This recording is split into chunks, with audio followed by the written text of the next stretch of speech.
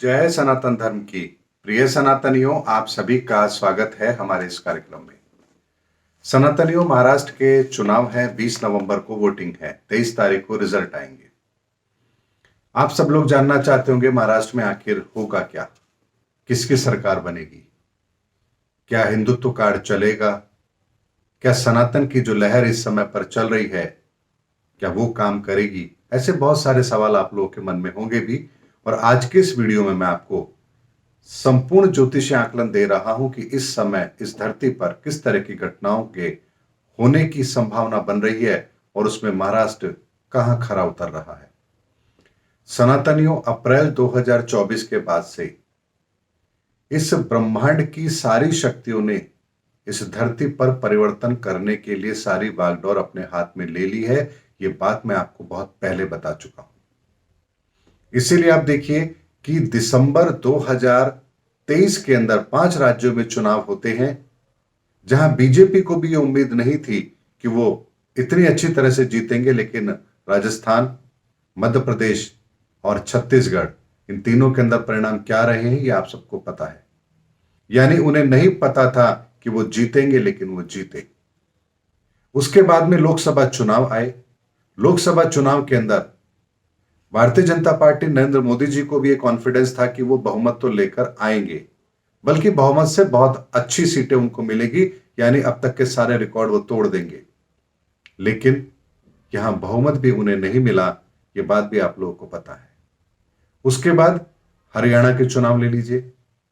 किसी को यह नहीं था कि भारतीय जनता पार्टी इस तरह से जीत सकती है, लेकिन चुनाव परिणाम आपके सामने है। ये पिछले 3 घटनाक्रम मैंने आप लोगों के सामने इसलिए रखे हैं क्योंकि युग परिवर्तन के समय के अंदर वही होगा जो ईश्वरीय शक्ति चाहती है, या ईश्वर इस संसार में जिस तरह के परिवर्तन चाहते हैं, ये सब कुछ उसी के आधार पर हो रहा है।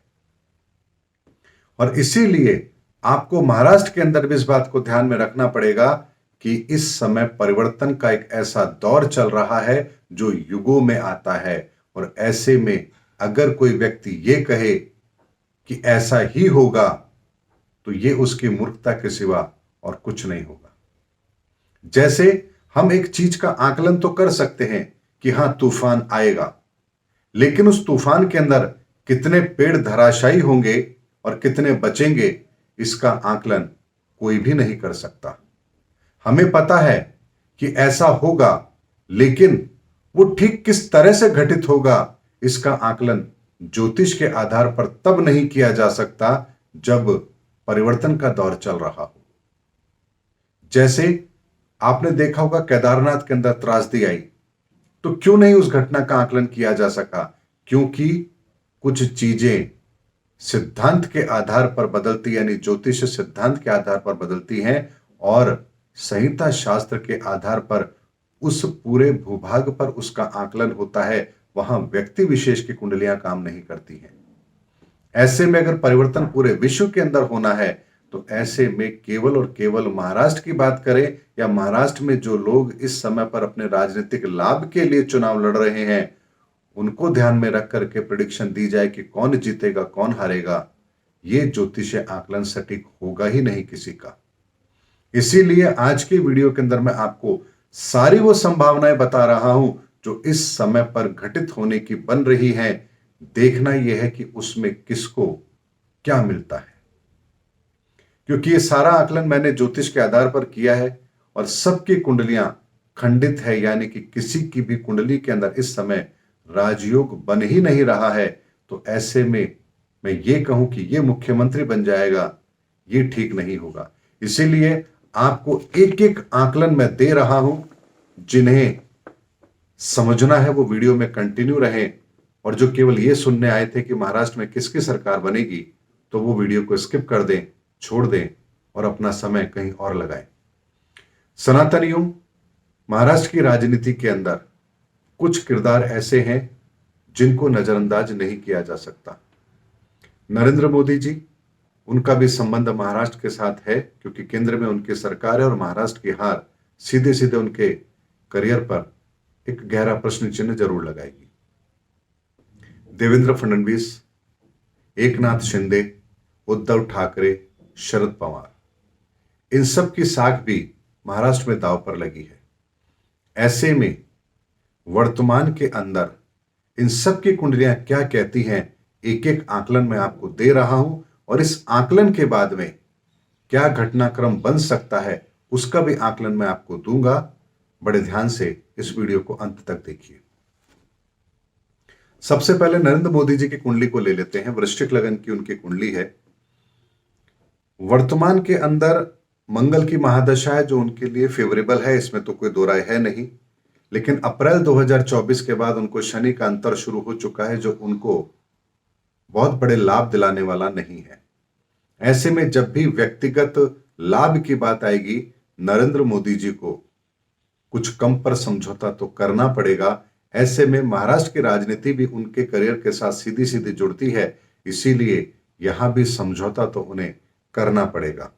लेकिन 19 नवंबर के बाद से अपनी स्थिति को कुछ बेहतर करने में वो कामयाब रहेंगे। यानी वर्तमान के अंदर अप्रैल 2024 से जो चुनौतियां उनके सामने हैं और वर्तमान में हम देख भी रहे हैं, ये सब 19 नवंबर के बाद से कुछ हद तक कम होती हुई नजर आती है। यानी कि भारतीय जनता पार्टी के परिणाम अपेक्षा से बेहतर रहे, ऐसी संभावना उनकी कुंडली से पता लगता है, क्योंकि ठीक 19 नवंबर से ही वो परिस्थितियां बन भी रही हैं। लेकिन ये परिस्थितियां ज्यादा लंबे समय तक नहीं रहने वाली हैं। मई 2025 के बाद पुनः परिस्थितियां उनके विपरीत होने वाली है। ऐसे में अगर केवल और केवल 6 माह के लिए उनकी कुंडली में एक समय ठीक आ रहा है, तो इसका मतलब यह है कि ये केवल और केवल सांकेतिक लाभ उन्हें देगा, क्षणिक लाभ उन्हें देगा।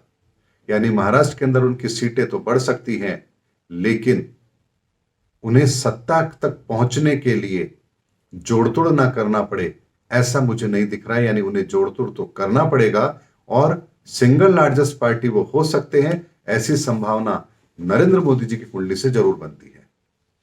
क्योंकि वर्तमान के अंदर अगर मैं आपसे बात कहूं तो कुछ नए गठबंधन होते हुए मुझे यहां उनके नजर आ रहे हैं।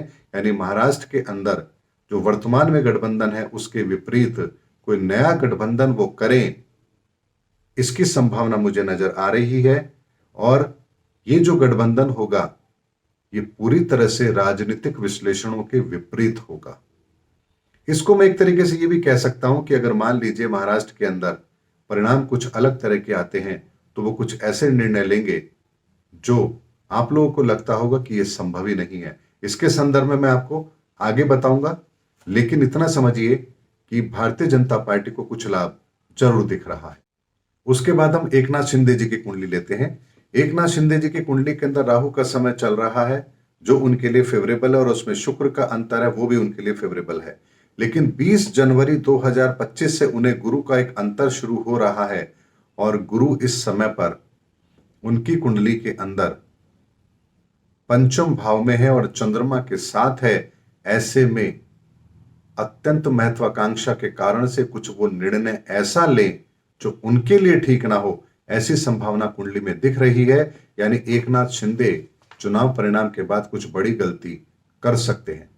तो ऐसे में उन्हें बात समझनी चाहिए कि उनकी कुंडली के अंदर मुख्यमंत्री के योग नहीं है। ऐसे में जो मिल रहा है उसी से उन्हें संतोष करना चाहिए।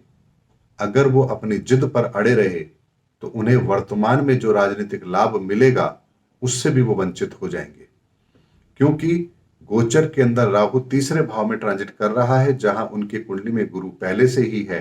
तो ऐसे व्यक्ति कई बार ऐसी गलती करते हैं जहां बाद में यह कहा जाए कि इतना बड़ा व्यक्ति होकर ये ऐसे कैसे कर सकता है।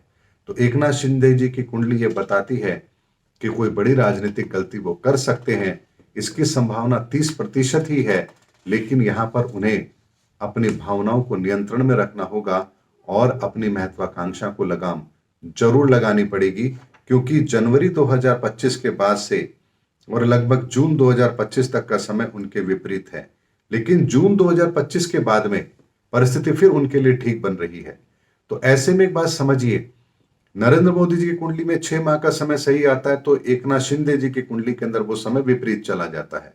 तो जो कंट्रोवर्सी दिख रही है हमें दोनों कुंडलियों के अंदर, ये अपने आप में किसी संबंध को तोड़ने के लिए एक इशारा कर रही है। तो उन्हीं की पार्टी के अंदर यानी उसी दल के अंदर एक नाथ शिंदे और नरेंद्र मोदी जी के दल में वो एक साथ हैं और दो कुंडलियां एक दूसरे के विपरीत है, तो यहां उनके गठबंधन के टूटने की संभावना फिर बढ़ जाती है, या फिर गठबंधन में उन्हें एक तरफ कर दिया जाए, दरकिनार कर दिया जाए, इसकी संभावना भी बहुत ज्यादा बनती है।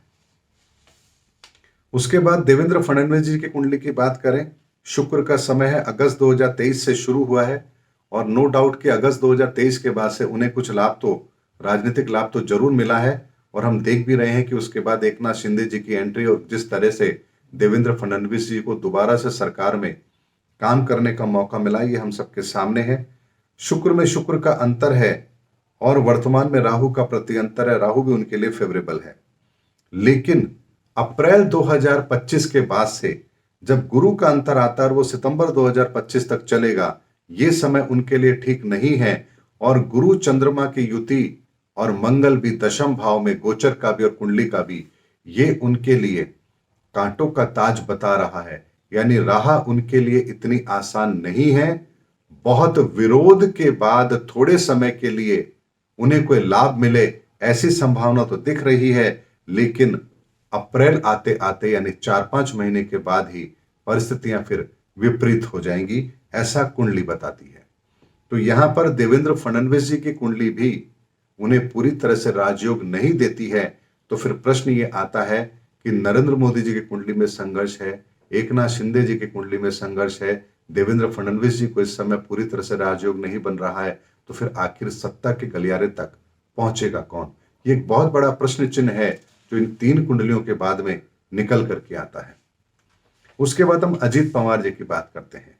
अजीत पवार जी की कुंडली लें तो यहां पर भी बुध का समय चल रहा है जो उनके लिए फेवरेबल है, उसमें राहु का अंतर है जो उनके लिए फेवरेबल है और उसमें शनि का प्रति अंतर है वो भी उनके लिए फेवरेबल है। लेकिन एक बात हमें समझनी होगी कि लगभग दिसंबर 2025 तक उन्हें किसी भी तरह की कोई ऐसी परिस्थिति नहीं मिल रही है जो उनके लिए नुकसानदायक हो। तो ऐसे में अगर अजीत पवार जी की कुंडली उन्हें इस समय पर महादशा, अंतरदशा और प्रति अंतर तीनों में उनको अच्छा समय दे रही है, गोचर के अंदर शनि भी कुंडली के अंदर इस समय उनके छठे भाव में है जो उन्हें सफलता दिलाते हैं, विरोधियों को पस्त करते हैं। ऐसे में एक बात यहां मुझे बहुत स्पष्ट तौर पर नजर आ रही है और वो ये कि यदि उन्होंने ईश्वर पर विश्वास रखा और अपनी जिद को यहां शामिल नहीं किया तो उन्हें कोई बड़ा लाभ मिल सकता है। यानी अजीत पवार जी को लाभ मिलता हुआ दिख रहा है। लेकिन एक बात मैं आपको यहां बता देना चाहता हूं कि अजीत पवार जी की जो कुंडली है उसमें समय ठीक 12 बजे का लिया हुआ है। इसका मतलब यह है कि यह कुंडली अनुमान के आधार पर बनाई गई है, इसीलिए अजीत पवार जी के संदर्भ में मैं कोई आकलन दूं, स्पष्ट आकलन दूं, यह ठीक नहीं होगा। क्योंकि डेट ऑफ बर्थ और birth time, date of birth तो ठीक है लेकिन बर्थ टाइम दिन में 12 बजे का, और अमूमन राजनेताओं की कुंडलियां दोपहर के 12 बजे के आसपास की बनाई हुई होती है जो ठीक नहीं है। ऐसे में एक बात समझने वाली है कि अजीत पवार जी की कुंडली के अंदर जो 12 बजे से कुंडली बनती है वो तो स्पष्ट संकेत देती है कि उन्हें सबसे बड़ा लाभ होने वाला है। लेकिन ये कुंडली मेरे हिसाब से ठीक नहीं है क्योंकि दोपहर के 12 बजे से बहुत से राजनेताओं की कुंडली बनी हुई है, इसलिए अजीत पवार जी के संदर्भ में मैं कोई स्पष्ट आकलन आप लोगों को नहीं दूंगा। उसके बाद हम उद्धव ठाकरे जी की बात करते हैं। उद्धव ठाकरे जी की कुंडली की बात करें तो गुरु का समय उनका 2012 से शुरू हुआ है जो उनके लिए फेवरेबल है, लेकिन जून 2023 से उनका समय विपरीत हो चुका है और लगभग जुलाई 2026 तक, बल्कि जुलाई 2026 नहीं, दिसंबर 2028 तक यह समय उनके लिए विपरीत रहेगा। तो ऐसे में अभी उद्धव ठाकरे जी को अगले लोकसभा चुनाव का इंतजार करना चाहिए। अगले विधानसभा चुनाव तक उन्हें शांति से जो मिल रहा है उसमें संतोष करना चाहिए क्योंकि उद्धव ठाकरे जी की कुंडली में अब राजयोग नहीं है। लेकिन वर्तमान में उन्हें एक शनि का अंतर नवंबर 2024 से शुरू हो रहा है। 9 नवंबर 2024 से जो कि जुलाई 2025 तक रहेगा। ऐसे में उद्धव ठाकरे जी को भी कुछ राहत तो मिलती हुई नजर आ रही है, लेकिन उनका ये राजनीतिक संघर्ष अभी समाप्त नहीं होगा। तो कहने का मतलब यहां यह है कि उद्धव ठाकरे जी अगर ये सोच रहे हैं कि वो मुख्यमंत्री बनेंगे, तो ये अभी उनकी कुंडली के आधार पर संभव नहीं है। लेकिन जो विनर है उसकी तरफ चले जाना और कम में संतोष कर लेना, जैसा रामविलास पासवान जी के साथ था कि वो मौसम वैज्ञानिक कहलाए जाते थे, जिनको राजनीतिक लाभ होता था वो पहले से ही उस तरफ मोड़ लिया करते थे अपने आप को। यही काम उद्धव ठाकरे जी को करना चाहिए, क्योंकि विपरीत दल में बैठकर अपनी शक्तियों को कम करने से बेहतर है कि वर्तमान की सत्ता दल के साथ रह करके अपनी शक्तियों को संचित किया जाए और स्वयं को अगले मुकाबले के लिए तैयार किया जाए। ये उनके लिए अत्यंत आवश्यक है। उसके बाद में अगर हम बात करें शरद पवार जी की, क्योंकि महाराष्ट्र की राजनीति के अंदर ये वो चेहरा है जिन्हें कोई नजरअंदाज नहीं कर सकता। ऐसे में बुध का समय उन्हें चल रहा है 2018 से, और बुध का समय उनके लिए ठीक नहीं है। उसमें शुक्र का अंतर है, वो भी उनके लिए ठीक नहीं है। लेकिन 29 दिसंबर 2024 तक ये समय है, उसके बाद समय उनके लिए बेहतर जरूर होगा। यहां बेहतर से मतलब यह है कि उन्हें कुछ राजनीतिक लाभ मिलता हुआ दिख रहा है, लेकिन ये राजयोग नहीं हो सकता, ये बात निश्चित है। ऐसे में 29 दिसंबर से पहले उन्हें किसी भी तरह का कोई बड़ा लाभ होता हुआ मुझे नजर नहीं आ रहा है, ना ही किसी बड़े पद की प्राप्ति होती हुई मुझे नजर आ रही है। वर्तमान के अंदर इतना जरूर है कि शरद पवार जी की कुंडली के अंदर भी और नरेंद्र मोदी जी की कुंडली के अंदर भी दोनों में एक नए गठबंधन के योग दिख रहे हैं। ऐसे में ये दो विपरीत विचारधारा के व्यक्ति एक साथ क्या आ सकते हैं, ऐसा आकलन मुझे इन दोनों की कुंडली से नजर आ रहा है। यानी कि चुनाव परिणाम के बाद में ऐसा हो कि Bharatiya Janata party single largest party हो और उनके गठबंधन को बहुमत ना मिले, और दूसरी तरफ Sharad Pawar ji single largest party अपने दल में हो और भारतीय जनता पार्टी से थोड़ा सा कम हो। ऐसी संभावना में 3-4 दलों को साथ लेकर सरकार बनाने से बेहतर अगर ऐसा हुआ कि यहां भारतीय जनता पार्टी और शरद पवार जी की पार्टी मिलकर के कोई सरकार बना ले और अजीत पवार को वापस से अपनी पार्टी में ले लें, तो ऐसी संभावनाओं को भी मैं यहां होते हुए जरूर देख रहा हूं। क्योंकि नरेंद्र मोदी जी की कुंडली के अंदर भी और शरद पवार जी की कुंडली के अंदर भी, दोनों कुंडली में एक बेहतर कॉम्बिनेशन मुझे नजर आ रहा है। यानी दोनों की कुंडली के अंदर कुछ नए गठबंधन होते हुए, नए साथी मिलते हुए मुझे नजर आ रहे हैं। तो ये कोई छोटी बात नहीं है। और ये जो योग बन रहा है, ये गज केसरी योग से बन रहा है। तो ऐसे में गज केसरी योग से बनने वाला ये योग राजनीतिक लाभ ना दिलाए, ऐसा संभव नहीं है। तो ऐसे में ये चीज भी मुझे होती हुई नजर आ रही है। आप लोगों के सामने मैंने सारा आकलन तो रखा है, लेकिन अब इसको हम परिणामों के अंदर तब्दील करके देखते हैं कि आखिर सिनेरियो रहने क्या वाला है। तो एक बात को आप ध्यान रखिए कि इन सब की कुंडलियों के अंदर किसी की कुंडली के अंदर भी स्पष्ट राजयोग नहीं है। और 23 तारीख को चुनाव परिणाम आएंगे। 25 तारीख को या उससे पहले सरकार का गठन अनिवार्य है।